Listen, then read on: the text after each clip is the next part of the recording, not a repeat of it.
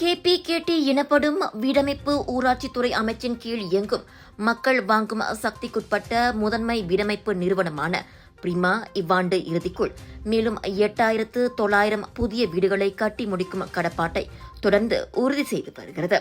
November வரை நாடு முழுவதும் KPKT மேற்கொண்ட 54,660 வீடுகளை உட்படுத்திய 89 வீடமைப்பு திட்டங்கள் பல்வேறு கட்டுமான கட்டங்களில் இருப்பதாக அமைச்சர் கோமிங் கூறியிருக்கின்றார்.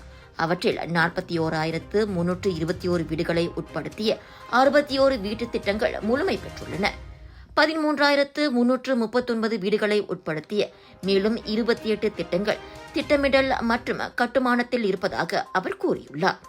மொத்தமாக 810 மில்லியன் ரிங்கிட் மதிப்பிலான 1,900க்கும் மேற்பட்ட வீடுகளையும் பிரிமா வெற்றிகரமாக விற்றிருக்கிறது. M40 தரப்பினர் மத்தியில் சொந்த வீடு வைத்திருப்போரின் எண்ணிக்கை இதன் மூலம் உயருவதோடு பிரிமாவின் நிதி புழக்கத்தையும் இது வலுப்படுத்தியுள்ளது. இவ்வாண்டு இதுவரை 6 ரெசிடென்சி வீடமைப்பு திட்டங்கள் முடிக்கப்பட்டுள்ளது குறித்தும் அமைச்சர் மகிழ்ச்சி தெரிவித்தார்.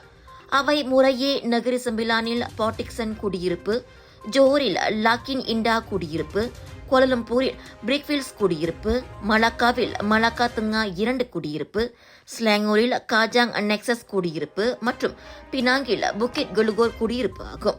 சனிக்கிழமை பாட்டிக்சன் ரெசிடென்சி குடியிருப்புக்கான வீட்டு சாவிகளை உரிமையாளர்களிடம் வழங்கிய நிகழ்வில் பங்கேற்ற போது கோமிங் இத்தகவலை கூறினார்.